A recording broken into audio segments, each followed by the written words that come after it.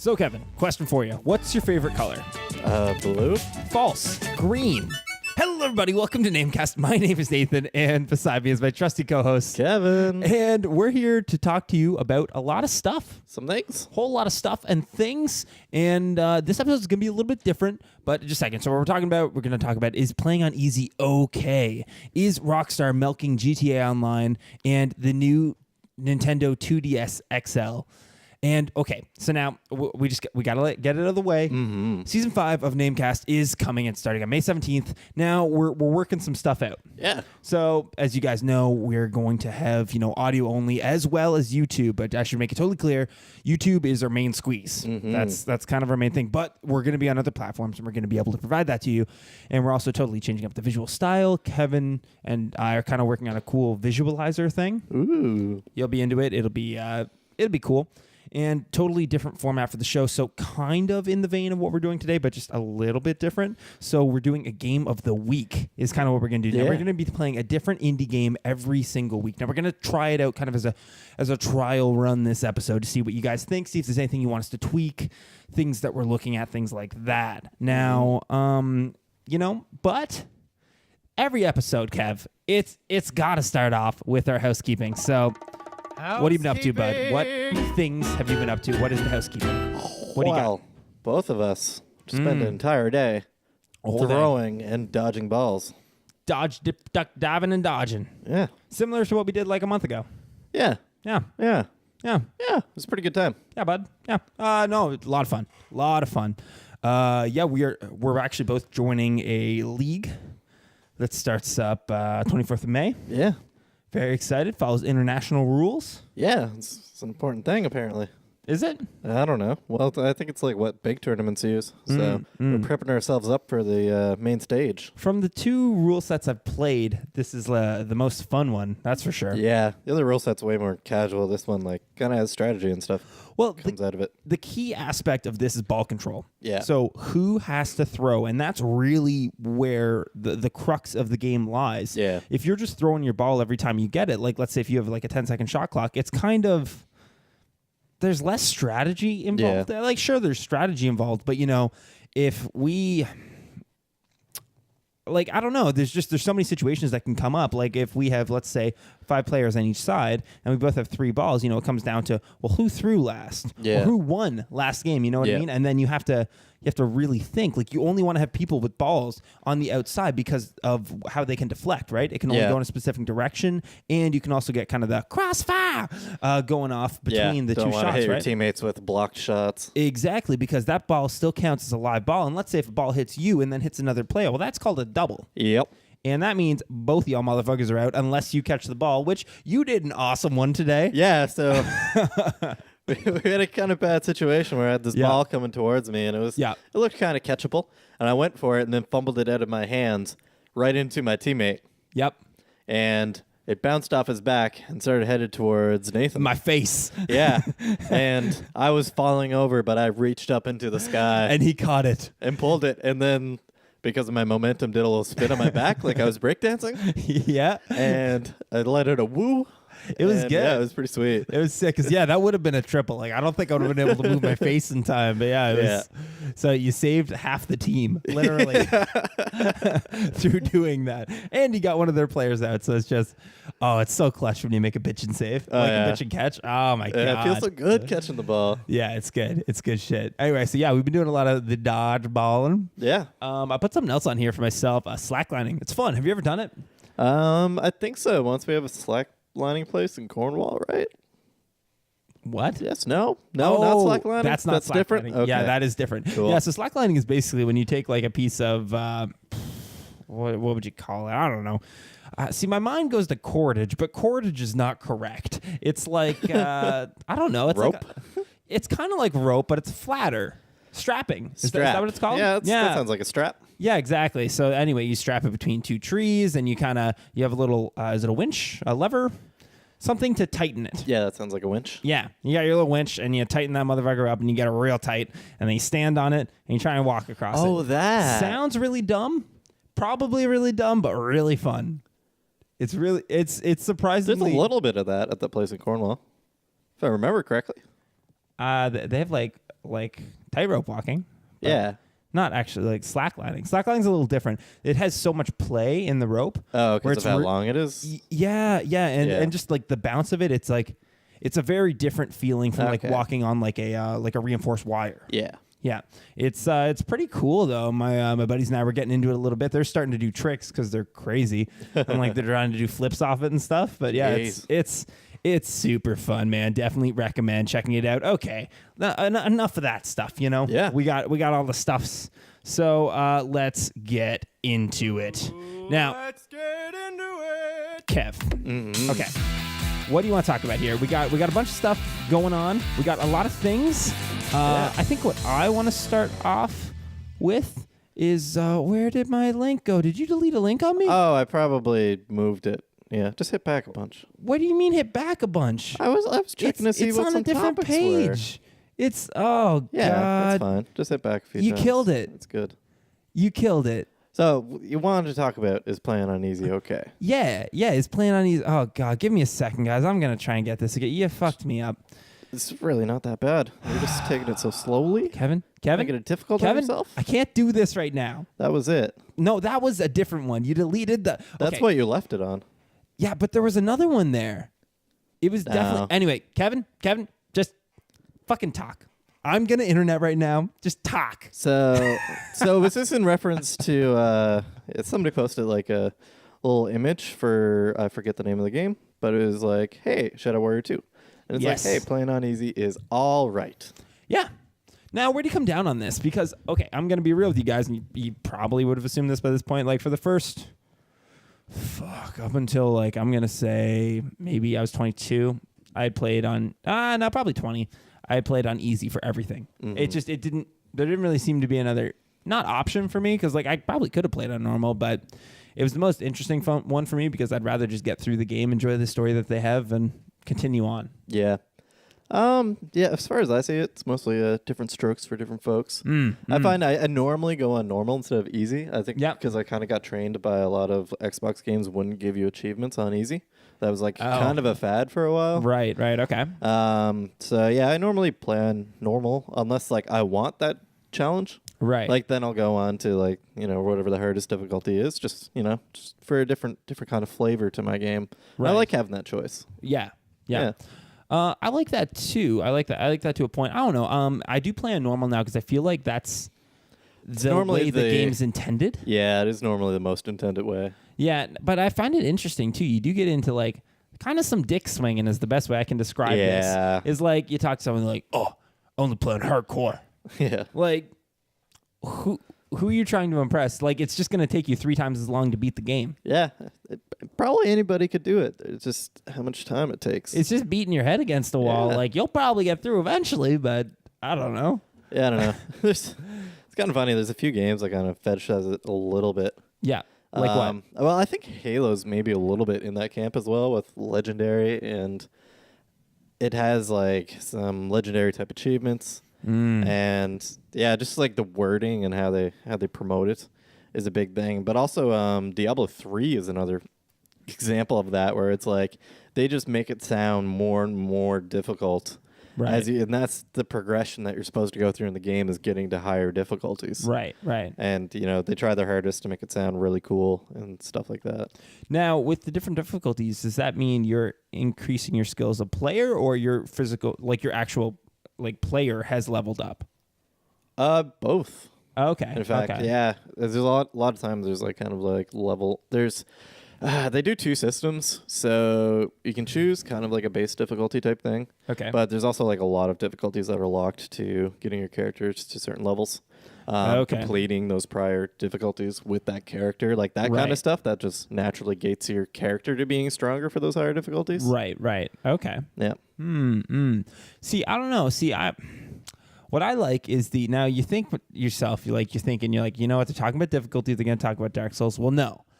I'm going to talk about Dark Souls 2. Now, what I like what they do is it's not Dark Souls, it's Dark Souls 2. You gotta get your sequels. Big switch up. Exactly. So now, I'm totally ripping this from an extra credits video, but I like how they approach difficulty in that game. And it's very interesting. So now, if you don't know, a lot of the enemies in the game, they tend to do melee attacks. Yeah. So attacking from a distance is like boom, bonus. Yeah.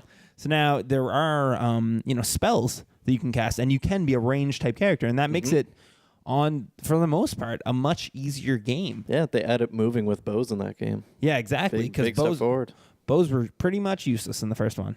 Sort of. You could do some funny stuff. You could do some funny stuff, but like as far as like being your main shit, that's not gonna happen.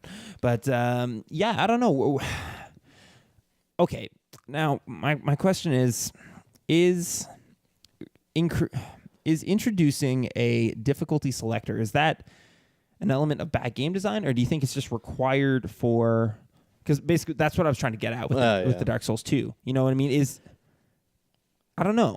Like the difference between either having different ways that you can play that change how difficult the game is for you versus menu selection. I'm not really sure. I think a lot of games kind of benefit from the menu selection because they have their difficulties play in different ways that's kind of outside of the player's choice. Okay. Right. They're usually kind of like, even in this Shadow Warrior or whatever it is. Yep. They're like, player receives 50% less damage. You can't really play that game in a way that you'd receive half damage. Right. That's kind of not how that game works. Yeah. But like maybe that is the best way for them to introduce or to have different difficulties be as good as they can be on their own. Okay. So in that case, like, yeah, that should be a menu selection if that's what makes each difficulty play best.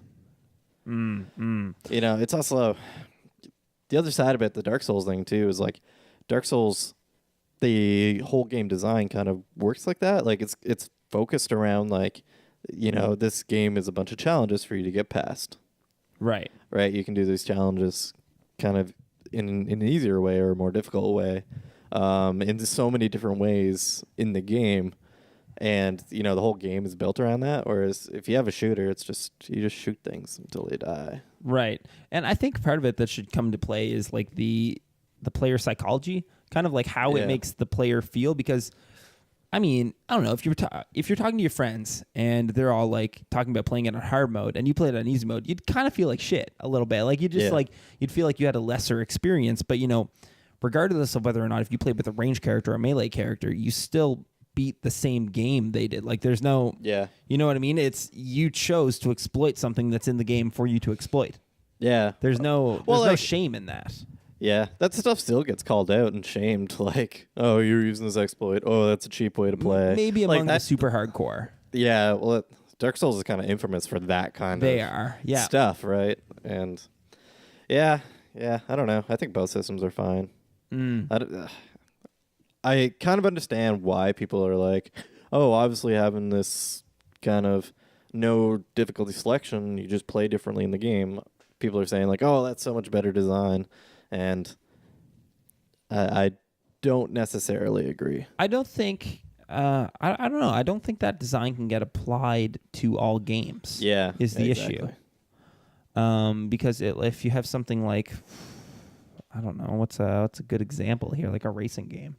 Yeah, you know what I mean. Like it's gonna make the other carts drive better. Like that's not really well. Like racing games. I guess you can pick a shittier car. Racing games, yeah, it's kind of interesting for that reason. In they tend to simplify it and have like easy, medium, hard type thing. But really, what that's doing is changes what different parts of the car are automated for you. So like once you get to a certain difficulty, then you need to change gears on your own. Right. Once you get to another difficulty, okay, you don't have ABS anymore.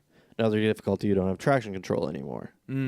Right? Like, so they have that kind of stuff going on in it, addition to the bots. Yeah, which I think is like really kind of interesting as a way to like have the player have more challenges for them to kind of face while doing the racing. And what's interesting about adding those challenges on is, once you get good at them, you can get much faster times. Yeah. Which is actually, I feel like racing games was a bad choice, but still something interesting to talk about, at least for me. Because like that's what's really interesting there is like you feel like you've unlocked your full, what you're capable of doing at the easy mode, but then you go on and you're able to crush all your times because you've mastered another element that, when you're shifting gears and things like that, like you'll be able to do things more efficiently.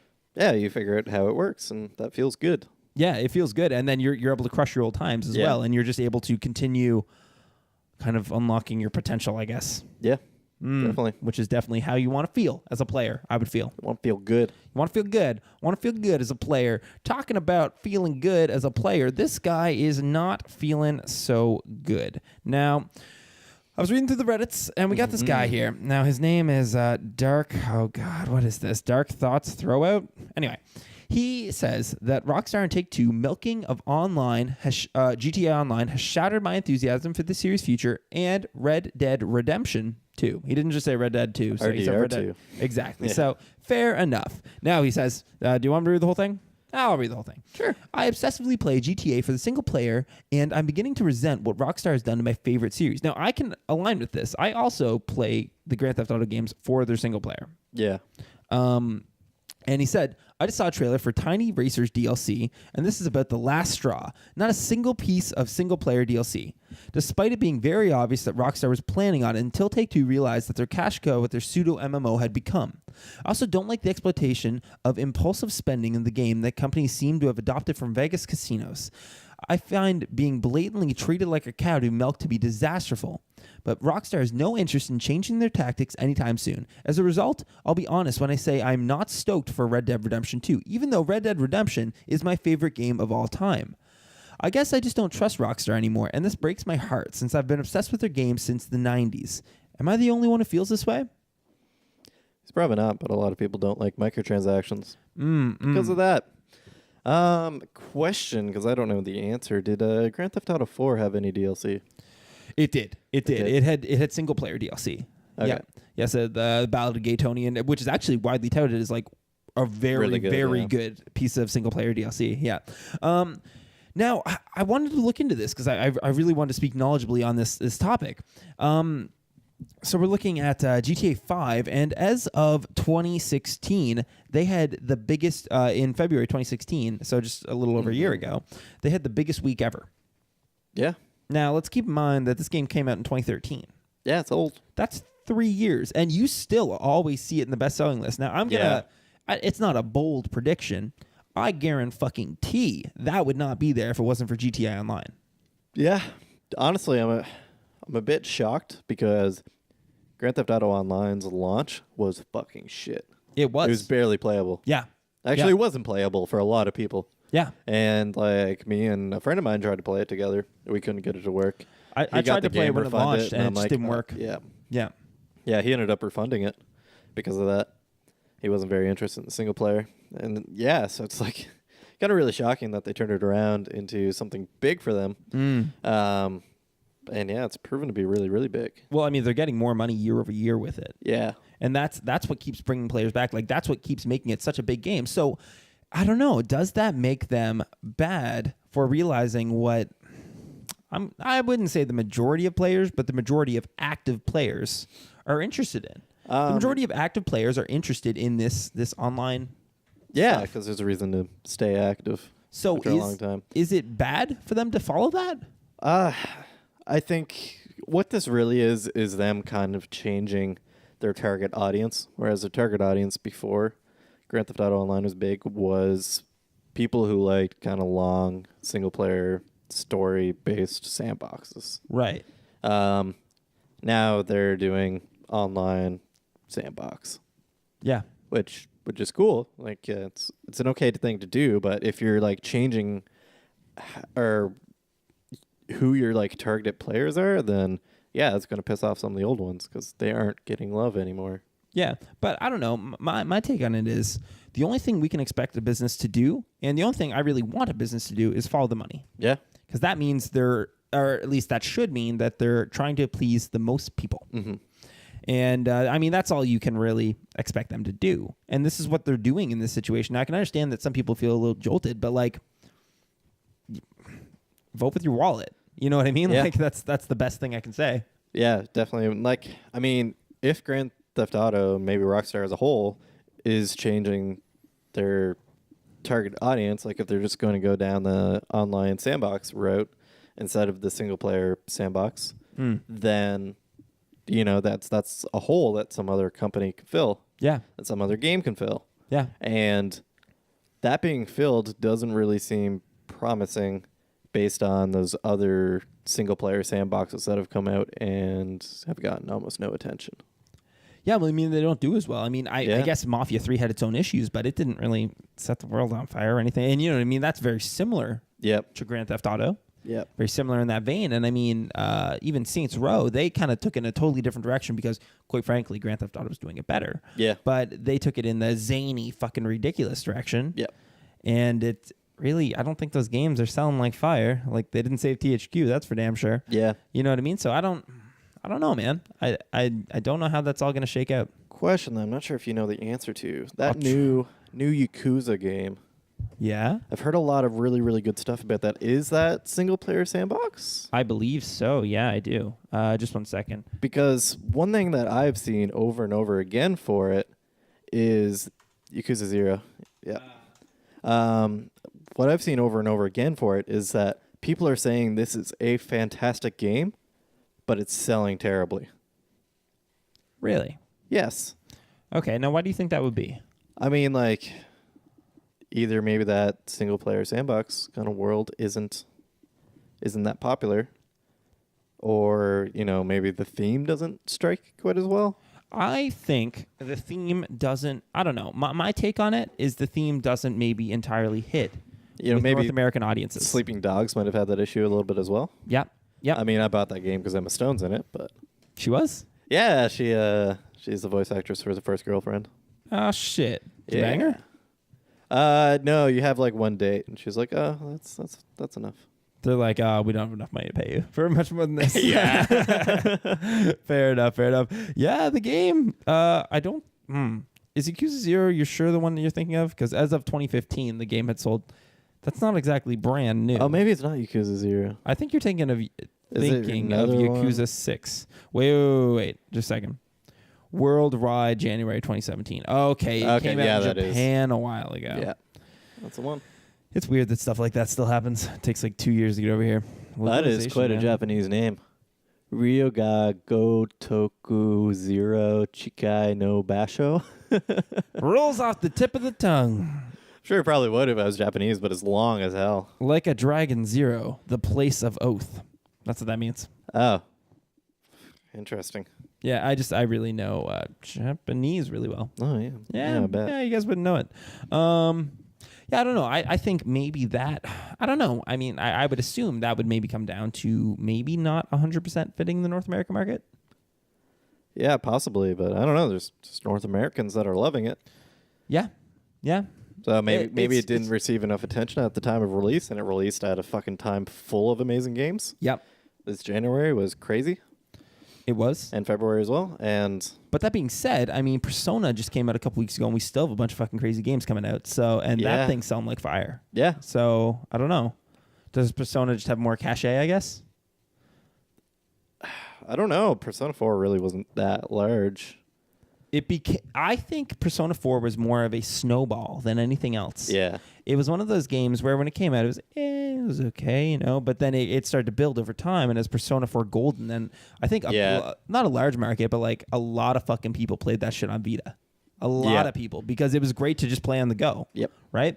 And I mean, you have like a 200-hour experience that you could just play with you on the car ride. Like that's useful. That's what you want, right? Yeah. So, yeah, I don't know. I think that's a big part of why it did so well. Yeah.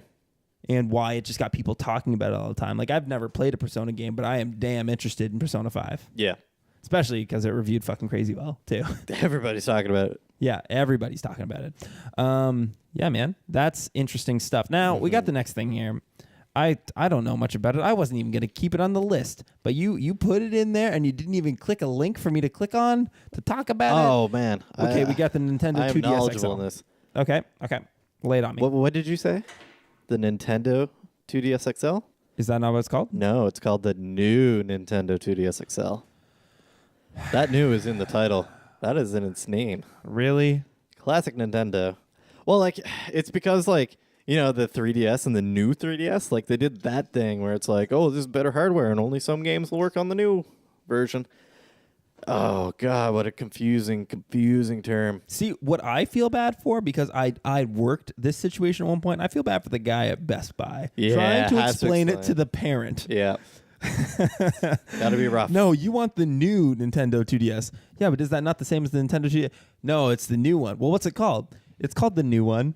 Yeah. You know what I mean? The new Nintendo 2DS. Well, can 2DS work with 3DS games? Well, yeah, but you don't get the 3DS. What? You know what I mean? It's pretty funny. And the other side of that, though, is like I wish I had that new Nintendo 2DS XL instead of my 3DS XL. Okay, why? Because, well, like, so... It's got like a cheese wedge design, right? Like a wedge? That's kind of how it looks. What? It's not clamshell, right? It is clamshell. Because the original, like, 2DS wasn't. Oh. And I was like, shit, I would have went for that if it was, like, clamshell. And, like, fold over, fit in your pocket, whatever. Gotcha. But finally, this new Nintendo 2DS XL can. I never used the 3D on mine. Yeah. Who really does? I feel like it just gives you a headache. A lot of people like it. A lot. Some people. Really? I don't get a headache from it, but, like, I find, like, the finickiness of, like... the angle of the screen to your face is right annoying. Like, yeah, I don't know. Fair enough. I don't find handhelds comfortable in the slightest. So that only makes it worse. I feel like they're designed for the people with the smallest hands in the world. Those buttons, they don't work. Yeah, it's a little bit like that, and I don't know. Maybe it's just from being at like a computer for way too much of my life. But like with a computer, everything is meant for you to comfortably use for a long time. With a little thing like that, it's like okay, you can sit for a while, but eventually, like it's tired, like. Cranking your neck down, so I guess I'll go lie in my bed, and then there's like fucking so many different positions you could lie in to look at the thing. I never nailed down the perfect position. My favorite, I guess, was like kind of on the shoulder, and you'd like put your hands up on a pillow with your head also on another pillow. Yeah, that's kind of what I would do, but like your arm would fall asleep. Yeah, it's bad. I do this like. Sequence of like different positions just make sure I have nothing fall asleep or anything like that. Anyways, I forget what I was saying, but I don't know. The new Nintendo 2DS XL. Yeah, it actually looks really, really nice.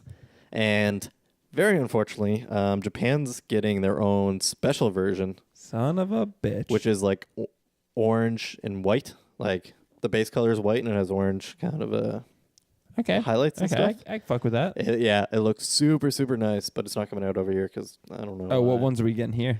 Just the one base color. It's like gray or something? Like gray and blue. It really doesn't look that bad, but it's like it's so plain, whereas like the other one looks flashy. Looks nice. Nice, man. Now, my thing that I'm curious about, I guess, is why are they making another handheld? Because it makes them a shit ton of money. I guess so, but like, is that not the intent for their current console? No. Really? Really, they want a console that does both. That does both, but when you have a console that does both, and you're making a console that only does one, are you not cannibalizing yourself? I think what they're doing is trying to make the 2DS or like the 3DS, I should say, smaller. Okay. In general, which like the XL name seems the exact opposite of that, but they're bringing in like the bevels a lot. Like things are getting tighter and thinner. So I think they're trying to be like, 2DS, 3DS games, they're cheaper, they're way more portable, and more meant for classic kind of handheld type experiences. Okay. Whereas the Switch is more like you're getting console experiences in a technically portable package. Right, but I guess my issue with that is going to take place when, they're talking about the Nindies and everything like that. Console experiences that you're talking about. I assume you mean to say AAA experiences. That's kind of what you're getting at? No, just like there are design differences between console games and handheld games. A lot of it's in like what the size of the game, and I think Monster Hunter is like one of those games that like crossed that threshold of, how much.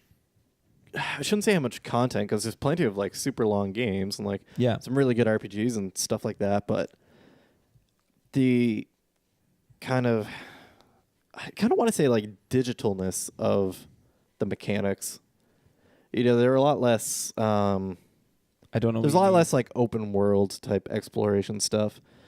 That's not something that's really caught on in handheld games. A lot of them are significantly more kind of like menu based games, especially with the touchscreen. Right. So yeah, they're focused at a different experience than the console games are. Or they're like, okay, we know the player has two analog sticks.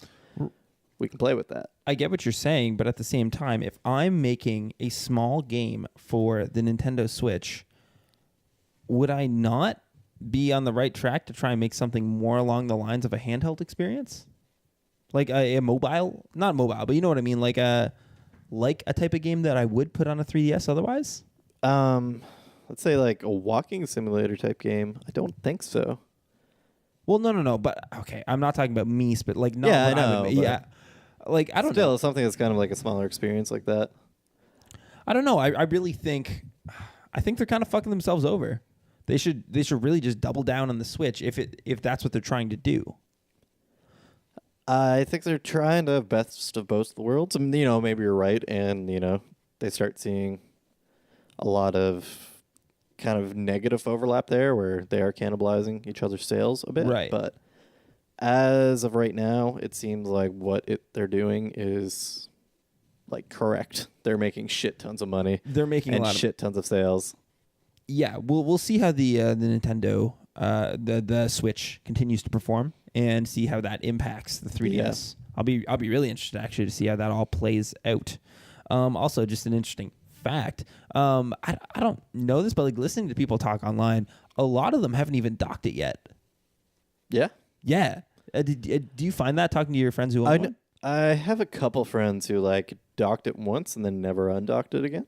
Oh, okay. Just because I don't know. I think it depends on how people play their games. Right. I think I would be one of those people who docked it and don't undock it. Oh, because I significantly prefer sitting at like a nice comfortable place, right, and looking at a screen and having my controller be separate. So, did you ever play your Wii U like on the gamepad or no? Never by choice. Okay. Sometimes I did because the TV wasn't available. And that's a really nice and convenient feature. Yeah. But I think this kind of comes back to the uncomfortability of handheld systems. I just don't find them a comfortable way to play at all. Yeah, I definitely, not that I'm going to buy the Switch because whatever, I'm not into that. But I do like the fact that you are able to dock it because if it was just a handheld, I'd never even consider it. Yeah. Handhelds don't work for me. And I feel like I'm not the only person who just can't really do mobile games. Or at least not when I'm on the move. Like I throw up city. It's gross. Okay, guys. Now we're going to switch. See what I did there? We're going to switch it up to our game of the week. We don't have an audio bit for this or anything like that, but we're going to talk about Limbo. Yeah. Now we have some stuff to go over here. We have we have a guideline, don't we? I didn't even have it open. Should I get it open right now? Sure. Yeah. Okay, Kevin. We'll know the kind of Kevin, tell them a little bit about season 5. So for season 5, yes, sir. You said we were gonna do new indie games. I guess I want to expand on that a little bit. I said new indie games there. I mean to say they aren't all going to be new. Yes. Well, they're not all going to be new. The games that we play, some of them will be older indie games. Yeah. Some of them will even be games we've played before, but want to, I don't know, either re-experience or kind of talk about in kind of more grander format. Right. I think we're gonna continue on in that direction. We'll see how it plays out. Yeah, man. I'm excited. Now, oh crap, we were supposed to look up game facts. I just realized I didn't. So it was made by Playdead Studios. It was released in 2011. Long time ago. That was a long time ago. They got the same deal. Now you're telling me this the Team Meat crew got, right? Yeah, kind of similar. It was the. I think they were a bit before Super Meat Boy. Yeah. But around similar time that Microsoft started putting a lot of effort into the Xbox Live Arcade. Now, Playdead Studios, they originated as a group of students, if I remember correctly. I believe it was like a student project kind of thing. Yeah, that sounds familiar. I'm pretty sure. Anyway, they started off with that, and it came out in 2011, and a lot of people really liked it. And it kind of it brought indies back on the, not that they were gone on the market, but it was one of those games like, oh shit, yeah, indies can really offer a great experience. Yeah, I think part of it was a genre of game that wasn't really being made much at the time, despite it being great. So it was kind of like filling this void of people who wanted puzzle platformers. Yeah, it's a puzzle platformer, but it has a lot of atmosphere going on. Yeah, a lot of atmosphere, and it was like kind of cool because people are like, oh, you can in a cheap way do these really cool, moody kind of effects. Yeah. And it seems to be a really cheap way, but the game looks much prettier than I feel it deserves to look. If that makes sense, you know what I mean? Like it gets a lot from shades of gray. You know, there's no colors in the game. It's just varying shades of gray. Yeah, shades of gray and like things kind of like out of focus because of their depth and stuff like that. Yeah, they do that really, really well. They do it very well. Now the perception of the game you got here, lay it on me. Again, we're still working this out, so hit us up with what's going on and what you're feeling. It's going to be a lot more polished come season 5, though. Yeah. So my perception of the game was that I had heard a lot about it. Yep. But I didn't really know what it was other than its art style. Okay. So I was like really, really blind going in to the first time I played the game. Which was how long ago? Good while ago now. Yeah, probably 2012. Yeah, mine was 2012 as well. Yeah. And I didn't finish it then. I got a little bit through and then stopped. Yeah, same for me. And, I think part of that is because I don't know. I don't think I'm the biggest fan of puzzle platformers. Okay. Namely, I don't really like 2D side-scrolling platform games. Right. Much at all. Braid. And this, Braid and this are like kind of the two exceptions of like games that I've played through and actually gotten a decent amount of enjoyment out of. Yeah. I think that's just because I enjoy puzzle-y type games. Yep. As evidenced by me finishing The Witness in a weekend. Which is crazy. Yeah. Fucking crazy. Yeah. Yeah, my perception of it is the same. And just to be clear, we did just finish the game a couple days ago. So we did play it again. We are very fresh in our minds. We even got notebooks filled with lots of notes about the game and everything like that. Yeah, my perception of it was very similar to yours. I mean, it was... I feel like it was maybe overhyped a little bit for me. Everyone said it was like a life-changing experience, I don't think it really is. I don't think it's at that level. I mean, as far as story going on, you can kind of take from what you will. I mean, the description they give you is very vague, which is kind of nice in a way, actually. Yeah. I don't like having exposition. Kind of like you can make up your own story. You really can. It's a boy enters limbo to find the, fate of his sister? Yeah. It was something along the lines of that. And, I mean, it really sets things up. We're going to go into full spoilers for the game. Yeah. So prepare for that. I mean, we're not really spoiling much.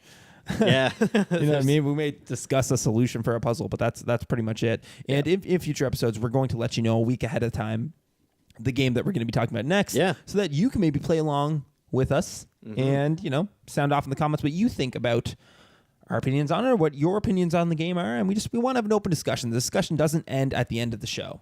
Now, what were your first moments like, Kev? What happened? What'd you do? What happened is I walked right. I kept walking right. Because that's the type of game this is. Yeah, and, it becomes obvious pretty quickly that this is some form of puzzle game. Okay. And I think it actually does a decent job of ramping up the complexity of the puzzles. Yeah. What I feel like it kind of lost me a little bit at parts because it doesn't do the best job of saying, hey, you can do this new mechanic. And I think that's part of just the style of the game. Like, there's no UI. Yeah, nothing. And so they don't show text ever. No. So just at the menu screen. Yeah. Kind of thing, yeah. Start menu. Like, that's it. So it's not like you would approach something and be like, oh, you can press B to drag this item. But I feel like with a game like this where they're trying to set that kind of atmosphere, it would just totally take you out of it, right? Yeah, definitely. I think, that like text pop-up is super popular today, but, doesn't really fit something so well. No, it would remind you that you're playing a game. You're not in a world like that, you know what I mean? Whereas they're trying to build you inside of a world. And I think that's really interesting about this being this studio's first game. Yeah. I think they worked out a lot of kinks, and I don't think I don't think they got it perfect with this game. I'm really interested to check out their second game, which we'll probably be playing soon, which is Inside. Yeah. Because I love to finish inside. Anyway, so the first thing I did when I played the game was I was like, fuck this. I'm going to try going left. And I did, and it gave me an achievement for doing so. And I was like, oh, that's nice. That's a nice moment. There wasn't much there. There was an egg. I stepped on it. It cracked. I got an achievement. That was it. Yeah. But it was still nice to acknowledge that, right? Yeah, definitely. I feel like that's something that... negative possibility space, right? Exactly. That is covered a lot in modern games, it feels like games that come out within this year. Yeah. Except ukulele. But yeah. God, watch our Let's Play. Yeah. YouTube.com/. Yeah. We'll get there one day where it'll actually have her name, but not yet. Now, what I thought was interesting about it, I mean, the art is beautiful, obviously, and it's very shades of gray, but there's no music at the beginning at all. Like silence. Yeah. It's the sound of wind. That's it. Yeah. The music in this game is interesting. Yeah. Really, really interesting how they use it. Yeah, and it comes up at certain points you'll hear low grumbling, or some sounds like that, but you never hear like a big melody or anything impactful of any type of percussion or anything like that. You never get a full song, which I think really helps. I don't know. It's like music can help build an environment, but lack. Yeah. Like the silence can really help build an environment too. Yeah. It can make that is also known as negative space. There you go. They're all about the negative space up in here. Yeah, they really are. There's a lot of secrets that I missed too because I only got a small percentage of the achievements. Oh, I missed almost all of them. Yeah. I only got. I got 2. Yeah, I got 5 maybe. Yeah. But yeah, I was just going for them maybe a little bit more. But that's not really how I play games either. Yeah. I don't play them for achievements either. No. Yeah, well, even just kind of finding little secrets off to the side and stuff. Okay, so when you see the obvious path you have to go down, you choose not to go down the other path? Sometimes I will, but most of the times I'm just I just want to keep going. Really? Yeah. So you have no interest in knowing what's down there and just to conquer it for the sake of conquering? Yeah, it tends not to interest me that much, unless it's the point of the game, like a collectathon or whatever. Right. So now my question for you, when you got to the puzzle where you had to climb up the tree to push the log over, you know what I'm talking about? There's a piece of the tree that's falling on top. Did you go up higher or did you just go down to the bottom? Because it's really easy to go up higher. You just have to make 2 jumps. I just went to the log. You just went down. It was the obvious, yeah. Yeah, but you could see to the left where you needed to go if you wanted to get just a little bit higher to see what was there. No interest. Yeah. Wow, that's really intriguing. Yeah. Do you feel like that's just a I'm not going to say a character flaw, but a trait within yourself, or do you think they could have done a better job to draw you in to something like that? I don't know. See, if they try harder to draw me into that stuff, then it might actually confuse me on where I'm supposed to go. Right. Because this is this optional side thing, and the other side of that too is for the people who do go up there. If it's too obvious that you can go up there, then some of the reward itself is lost for doing that. Right. I get you. Now let's say for example this game had a health mechanic of some sort. Now, if the secret places typically had some type of health upgrade or something like that, would you then be more inclined to do it? Only if I feel like I'm hurting for upgrades, really? Something I really need. Yeah. Wow. Rather than I don't care about overpowering myself more. That's weird, man. I feel like you're in the minority of players. Really? In that aspect. I feel like it. Everyone else I talk to is of course you're going to get the health upgrade. Don't fucking miss the coins. Are you insane? You're that guy. Well, I mean, if you have to search around for them, then yeah. But if it's right there, 2 jumps up. Wow, that's fascinating to me. Anyway, so we're talking about our first moments of the game here. Now, I don't know about you, but that first death animation, Jesus Christ! What was yours first? The bear trap. Yeah, that's fair. I actually gruesome. For the bear trap, I learned a lesson. Don't pull them backwards. Oh, because it'll slide into you. It slides into you. That's what happened to me too, yeah. Yeah, that happened to me later on in the game. Yeah, my first death was actually to the spider. I never died to it this playthrough, but yeah. Yeah, it's kind of funny. The spider takes its leg, pokes it through your chest, lifts you up, and then slams you down. Lifts you up, slams you down again, and then throws your body. Yeah, and I guess we didn't really cover this, but you play a little boy. Yeah, you're a young boy. Yeah. It's kind of fucked up. It's interesting. I remember listening to a podcast. I forget which one, and it was a couple of men talking about I don't know, some game, and they're like, "What made you most emotional in a video game?" and one of them was like, well, I had just become a father and I played Limbo.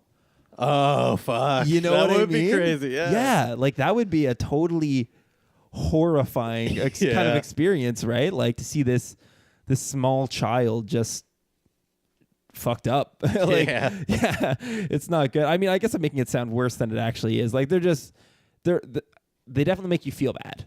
That's for sure. Some pretty gruesome deaths. Oh yeah. But just like a lot of the puzzles in the game are basically like figure out how not to die here.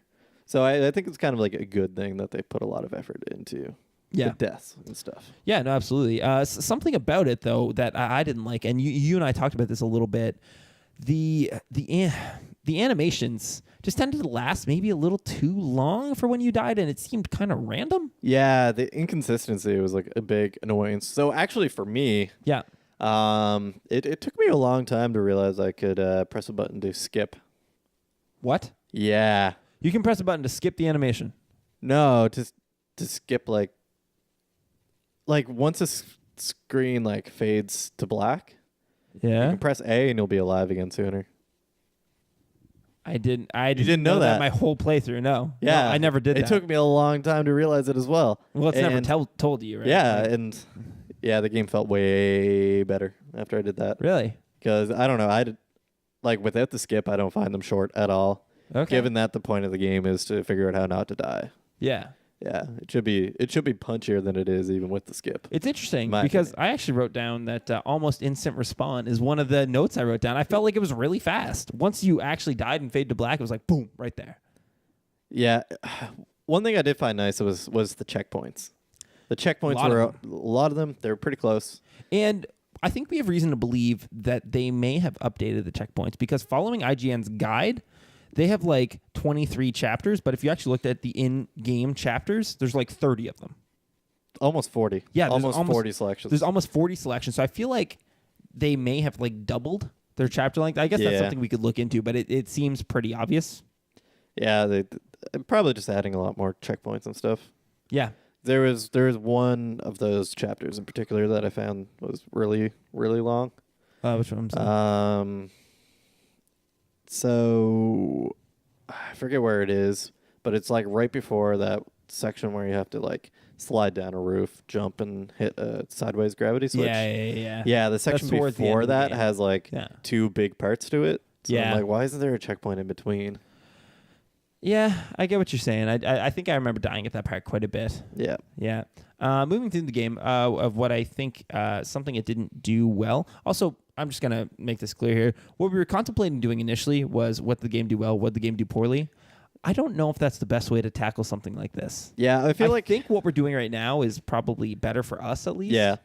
We'll probably just go through that naturally. Yeah, but let us know what you think. If you really want us to break it up into what they did well, what they did poorly, that's fine too. We can definitely do that. Yeah, exactly. But for us, I think a more conversational style. Well, I like this, but I didn't like this. Yeah. I think that, at least for me, feels a lot more natural, and I hope it sounds more natural.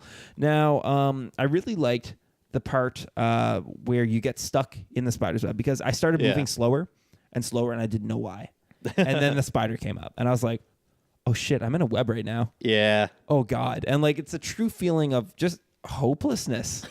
You know what I mean? Like I don't know. That's how I felt. Yeah. For me, like I found that part kind of funny because it's like you just get past a spider and now you're going to just run down into this hole in the ground. Yeah. I mean, it's like, it's the only way to go, but jeez, you got to know what's about to happen.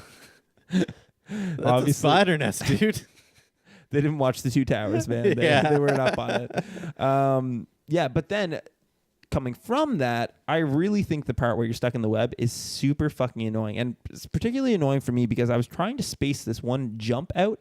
But when you move, when you're in the spider's web, you like hop about. And spacing your jumps out is kind of really, really annoying. Yeah. And like your jump takes a second or two longer because he has to like, I don't know, spring up his legs more so that he can bounce. It's one of the first places they do the slide jumps as well, right? Yeah. Where you slide down a slope and then have to jump. Yeah. Yeah, that's the slide jumping thing, like I found inconsistent. It absolutely was. Yeah. And you had a technical hiccup with the game. Wherever you started jumping, he would just start bouncing like a bunny. Yeah, it was weird. Sometimes, like, if I was running full speed and jumped, my character would just keep jumping over and over again. I think he would jump like 3 or 4 times, Yeah. something like that, and then he would stop. Yeah, obviously this is a glitch. Well, I mean, I didn't encounter this at all. Yeah, So I feel like this is some type weird of bug. sort of glitch in the game. Yeah, I don't know what's going on there exactly. Now, I can't believe I actually logged this, but at almost exactly 30 minutes in, for me at least, so that may be different for you, but I don't know what chapter it was at, the music started, and it was just low rumbles. Yeah. And it was something I noticed, and it was like, oh, okay, this is what we're doing. Super cool how they use the music. Yeah. Like, one thing I don't like is it's a little bit too predictable in that if you're about to have this like kind of timed section where you just need to keep running, you're guaranteed there's going to be music playing during that to make it feel more dramatic. So what I found really interesting was actually when they used the music outside of that. Sometimes they did it during like the game tends to give you these little breather spaces where it's like, okay, you just did a bunch of puzzles. You're actually just going to walk right, maybe jump once or twice. Yeah. For about 30 seconds just so you can kind of catch your feet again. And they play like sort of a little bit of musics during those sections. And it's kind of like a checkpoint in itself, just like your own kind of mental checkpoint. Right. And it's like, okay, sweet. I can take on this next bit of the game. Mm-hmm. Now, something that I also wrote down here, super dark atmosphere. All the bodies in death really start to get to you. Yeah. There's a lot of bodies around. A lot of bodies. Yeah. And you just like step on them and you, like you and I were talking about this part where you take the spider and you like have to walk over its face and its eye and everything. And you just plunk its body down on these spikes so that you can get over top of it. On top of it. Yeah. Move along. Fucked up. Yeah, this kid does a lot of fucked up shit. Yeah. Like one part in particular I found is, so you're being kind of like attacked by these group of boys for a long while, and they're like shooting stuff at you and dropping traps on you and stuff like that. Mm-hmm. And eventually you catch up to them. Yeah. And instead of just like dropping a trap and running away, they actually have like blow darts. And they start blowing and they start going at you. And you have to run backwards and activate traps for them to die. On. Yeah. Yeah, it's like, shit. It's kind of fucked up. This little boy's killing people. Well, I mean, they're going to kill him. Yeah. If he doesn't. Life or death, but. Yeah. It's kind of messed up. And that's actually the next part I wanted to jump to perfectly. I thought it was a damn dirty trick what they did with those pressure plates. Do you know what I'm talking about? Oh, yeah. Where on the first one, you have to jump on the button. And then the second one, you have to avoid the button. Yeah.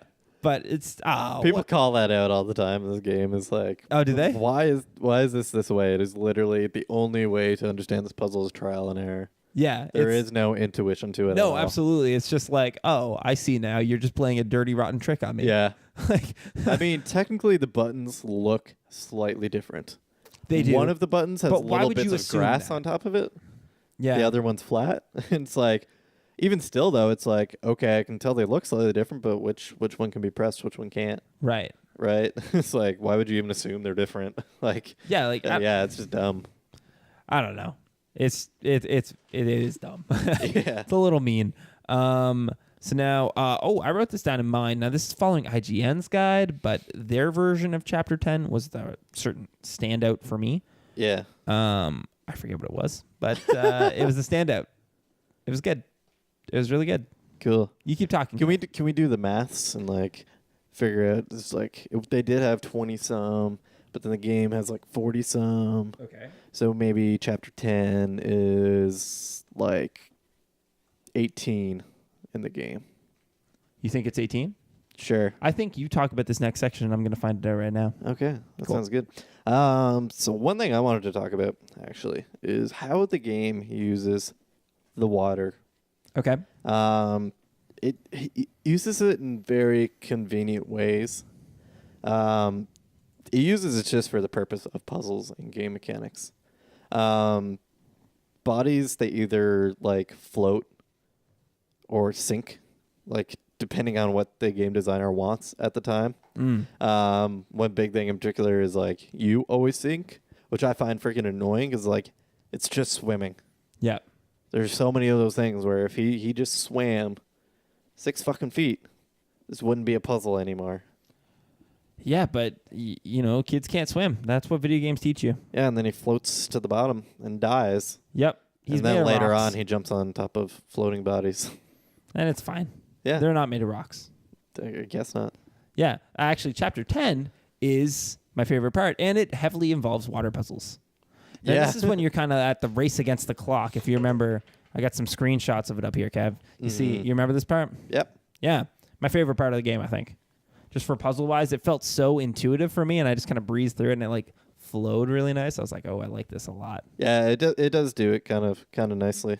This actually gets to what I was saying about water as well. Yeah. There's parts before the game where you want water to be in this hole, but you need to like flow the water there instead of it running onto the ground. And if the water like ran across the ground, it would eventually fill up that hole on its own. Right. But instead, that's not how it works. But then later on in this chapter that you're talking about, that is where the water fills up holes and runs across the ground. And that's the whole point of those mechanics. It's like a weird kind of disconnect. Yeah, it's definitely very inconsistent. Yeah. Now, did you get stuck at any parts in the game? Like, Had to look at a guide for it? yeah, there was one part kind of closer to the end where after you like ride this rope down onto a roof, you have to like slide down onto the roof. Okay. Or slide down like the slope of the roof or whatever. Right. And then jump. And at this point, the game had just recently introduced gravity changing mechanics. Yep. Which I don't know about you, but like I found that weird. It was weird. It was like the game was turning into VVVV or whatever it's called. Yeah. Yeah. Like, I don't know. I don't know how I felt about that. Yeah, it was, I thought it was a weird thing to be changing. But anyways, how you actually were supposed to solve this puzzle is slide down the roof, jump, and for the first time, they put a gravity changing thing off in the air. For the first time, it changes gravity to actually be sideways instead of up or down. Yep. And yeah, I just didn't realize that sign was a gravity changing sign. I thought it was just pointing me to jump to the right. So I kept trying to like jump to the right in various different ways. Yeah. And the game was even more like kind of guiding me the wrong way in that all the way to the right, there's this kind of pipe looking thing that you could probably climb up. I don't know. You can't really tell because it's just a piece of black. Right.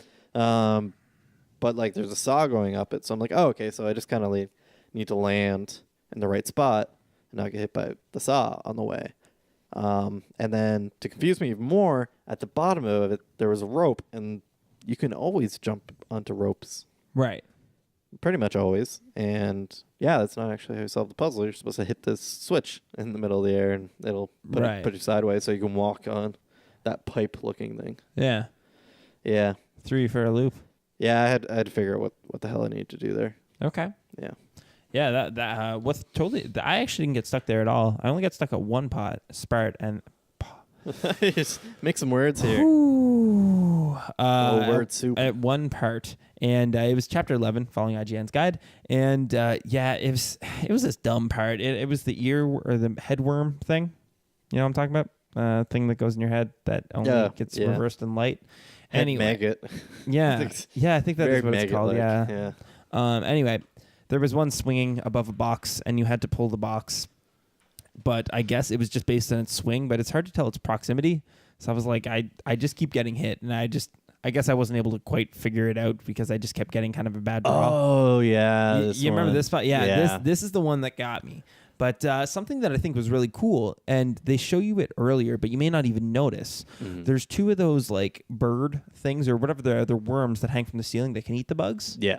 And they show you those fighting over a bug earlier. Yeah. And then when you get one on your head, for me, it was like intuitive of, oh, of course, I jump over to these bug things and they can eat it for me. Yeah, I thought it was super awesome. Like at that point, like the first time they do that, like you don't really have anything else you can do, so you're like, I may as well try it. Yeah, because and, you saw them fighting well. over one. Yeah. And I don't know. I thought they did that really, really well. And I thought they did that part very well too. Yeah. It taught you something without you even knowing you were being taught, which is what you want, right? So what did you think of the head maggot mechanic in general? Because like I thought it was like super cool. Like, it was super cool. I liked it a lot. Like, yeah, for me, it wasn't intuitive until probably this part in chapter 11 actually that it turns around with light. I just thought it turned around over time. Yeah, it's a little bit confusing at first. Yeah. Like, because I feel like they didn't really convey, like, the maggot does this little, like, squirm thing and turns you around. Yeah. And I feel like they didn't really convey that, like, it's getting hurt by the light. I feel like part of that is because you have to, like, step into the light a good amount instead of it being, like, the first kind of little bit of light it sees. Yeah. And also, yeah, the first couple light sections are, like, super far away from each other. Whereas I think if they did something a little bit tighter, then it would be easier. Like, oh, I'm bouncing between these two light things. Yeah, then you can figure it out. Or if they had, like, I don't know, just one of the maggots, like, die in the light or something, or, like, move away from it very quickly. Yeah, yeah. I don't know. I found the whole mechanic super fun as hell, though, because, like, Yeah. what a lot of the puzzles for it basically end up being is you're going to walk this one way that you don't really want to walk, and you can't get really any progress about that. And then usually what happens is you get turned around, and then you're like, oh shit! If I had done these things while walking in this direction, then I'd be completing the puzzle right now. Right. So then you go back, and then you do those things to set up yourself to complete the puzzle. And then head back the other direction and complete the puzzle. Like, I don't know, that just feels really good to me. Yeah, because when you're going through one way, you're learning. Yeah. You're thinking to yourself, oh, okay, this has a lever. Oh, okay, this has something I can grab. Like, Yeah. you're thinking that, and then your way back, you're like, I know what to do. Yeah. Yeah. I think one part in particular is, like, there's this treadmill thing with boxes that, like, are going on it. Yep. And you need to jump up from there. Mm-hmm. And so you need to kind of, like, figure out how to push those boxes while going the other way. Yeah. And then get turned around and then jump on the box and jump up to where you need to be. Yep. And one thing I found super cool about that, too, is, like, the light for that is really, really far away, but it's actually, like, your first kind of entrance to the area. Mm. So they, like, show you this big group of light, and you're like, okay, I need to get back here somehow. Yeah. Yeah. Really cool. I like that a lot. It was good. Now, towards the end of the game, I don't know. It feels like it ended very abruptly. Yeah. Now, when you get thrown through and you finally make it through that puzzle, which I don't know about you, but that puzzle took me quite a while to get the timing just right, where you have to fall, and then you have to fall back down on it, then press the button so that you can go swoop right through. Yeah, it took me a while just to figure out how to fall back down. Yeah, after you just had to pressing it. wait, right? Yeah, Yeah. and it's like, okay, so now I need to figure out where to jump. Yeah. So I kind of line myself up It right. was a how to small time it. gap that you Yeah. had too. Like, it was a very small moment of opportunity. Yeah. But once you cool. finally get it, you then fall through sideways and you just break through this barrier. Yeah. And I think you die. I don't know. You get knocked unconscious for a bit, I don't know. and then you get up. And then I thought they were pulling some bullshit on me, and I was like, is this the beginning of the game again? And that's legitimately what I thought it was. So you know what I did, of course. I started going left. Yeah. And things look different on the left if you didn't try going that way. No. Yeah, it doesn't look like the beginning of the game, but like it doesn't take you to where you fell through. Oh, really? That's Yeah. interesting. Yeah, really weird. I didn't expect that at all. That is cool. Well, like after I was like, oh, that's weird. I wonder how many players actually knows. But anyway, yeah, you just move on and then you find a girl. I assume it's your sister. Yeah. And it ends. You don't even see them interact with each other. It just ends, right? Yeah, they like disappear Yeah. and then it fades to black. That's the end of the game. Credits, yeah. Yeah, man. So what do you think of it as a whole? We kind of picked it all apart there. It's not really perfect, but like I don't know, I kind of also feel like I have to put it in the context of 2011. Yeah, I mean, it's 6 years old. Yeah. Yeah. Game design's come really far since then. Oh, yeah. It's kind of crazy. Yeah, especially to think if they started that project in like, what, 2008 maybe? 2007 even? Yeah. This is an old game. Yeah. Yeah. There's no getting around it. Yeah. I don't know.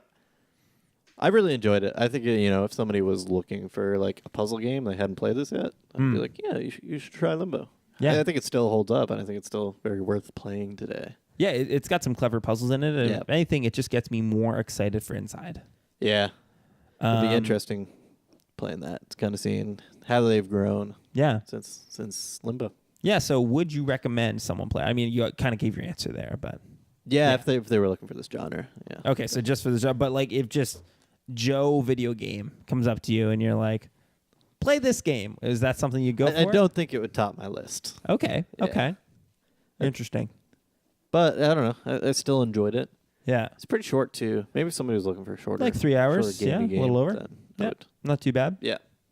Yeah, definitely for me, the biggest selling point of a game lately has become its length. And with regards to it being a short length is something I really enjoy, which is why I'm really happy that we're doing this indie series, because we were looking at HLTB on a lot of these games, How Long to Beat, great site if you haven't checked it out. And a lot of these games clock into like the 4 hour mark, and I'm like, oh, yeah. Yeah. I can pump through one of these a week. Easy. Yeah. Yeah. So, no, I'd recommend it to a point. I think with the same caveat that you have, if you're looking for a game like this, then this is a game for you. Yeah. But if you're not, I don't know. I don't think it's aged up well. I feel like maybe Inside would suit you better. Yeah. And if you really want that kind of dark atmosphere, which is what it looks like the sequel to Limbo, basically. Yeah. But it's got some rough edges. Yeah, certainly. It's got some signs of its age. Yeah. So to say, but I don't know. Like, I don't feel like those rough edges were too rough. No. Compared to a lot of other games that were popular on Xbox Live Arcade. Yeah, at man. the time. Yeah. Cool. Kind So of lives. I don't know about you. I don't really want to give things review scores or me anything neither. like that. No, I'm not too into that. But yeah, we recommend the game if you're into something like that. If you want to try it out, if you haven't, after all these years. So let us know what you think of this kind of concept. We're going to get it a little more fleshed out moving on, but we just wanted to try and have this conversation, see how it fits, and most importantly, see what you guys think about it, moving forward into Season 5. Is this something you want us to do? This is certainly something we want to do, but if nobody wants it at all, we'll switch it up. Absolutely. Yeah, just yell at us. Be like, you're stupid. You're stupid. I mean, Bad you could be ideas. more creative than that, but yeah, sure. That's fine too. But I don't like know. the bluntness. Yeah, just be real blunt about it, like James Blunt. No, okay. Anyway, guys, we're gonna sign off. Let us know what you think of the game. Let us know what you think of the concept. Is there anything else you want us to add in our type of discussion, everything like that, and it'd be a little more polished moving forward? Okay, Kev, do you have anything to say to the boopers? Just make sure you clean your butthole real good. What the fuck's wrong? You're always about the buttholes, man. I mean, they're good. They're useful. They're how you poop. Keep on booping, guys.